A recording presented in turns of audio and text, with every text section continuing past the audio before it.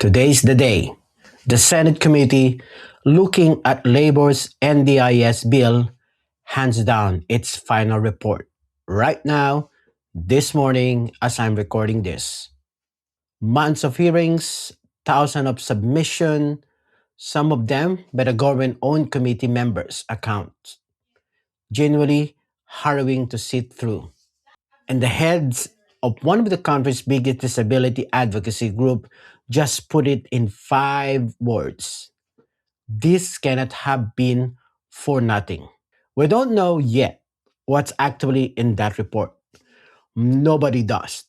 Not publicly, not as I'm speaking to you, but we know exactly what's writing on it. And we know exactly what both sides are saying right now before it lands. So let's get into it. Start with the numbers because numbers are the whole argument. The government wants to cut 37.8 billion from the NDIS over 4 years. It wants roughly 160,000 people off the scheme at that time and in that time. And it says this is about two things: getting growth back to something sustainable and cracking down on fraud inside the scheme. That's not me characterizing it. That's the government own words on its own website for its own bill. Now, here, Sky Kakoshi Moore. She runs Children and Young People with Disability Australia, and she's been in the room for a lot of this. Her message this morning in her own word: the report has to be reflect what the community actually told the committee. That this bill is neither reasonable nor necessary, and that's it, should not pass in its current form. That's a direct challenge, not to the bill existence, to its substance. She's been consistently about it too. But in June, at the hearing itself, her organization warning was that these funding changes could segregate people with a disability again, and the word segregate, it's doing a lot of work. It's a callback to exactly what the NDIS was built to undo in the first place. Worth remembering how we got there. This committee was already due to report back in June. It didn't. The government cut a deal with the Green instead, extending the inquiry by 8 weeks.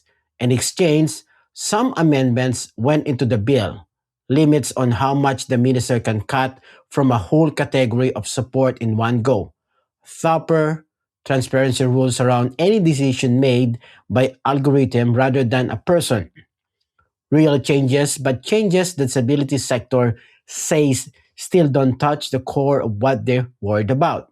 The Disability Advocacy Network Australia is in a similar spot. They're not saying no reform ever. They're saying this reform, as drafted, risks causing foreseeable harm to people with disability. That's a specific, careful paraphrase of praise, and I don't think it's an accident that is specific and careful.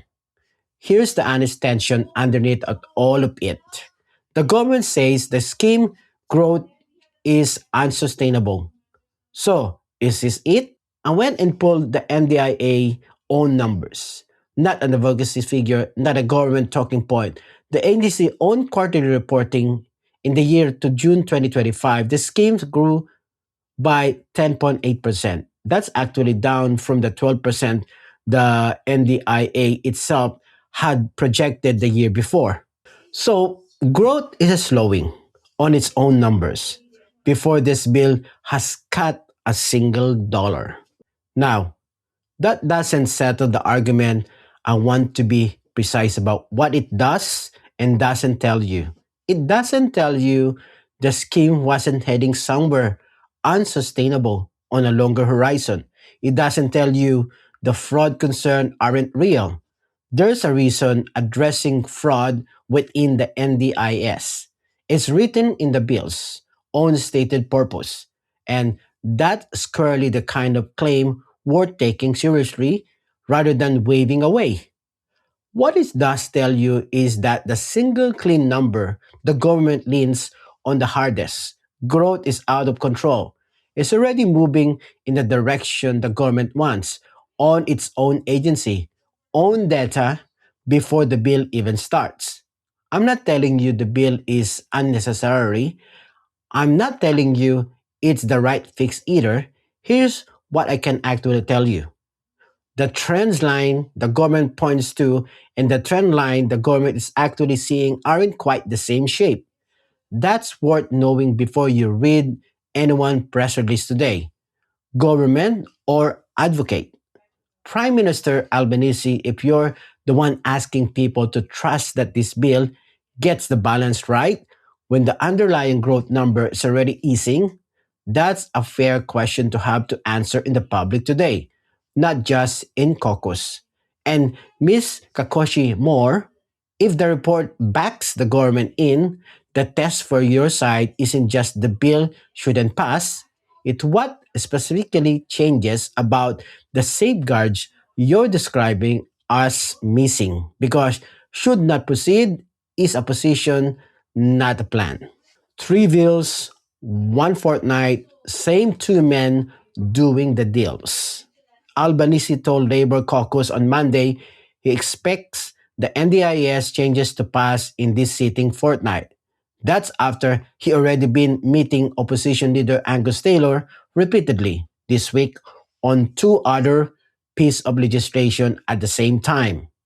One is the gambling advertising bill.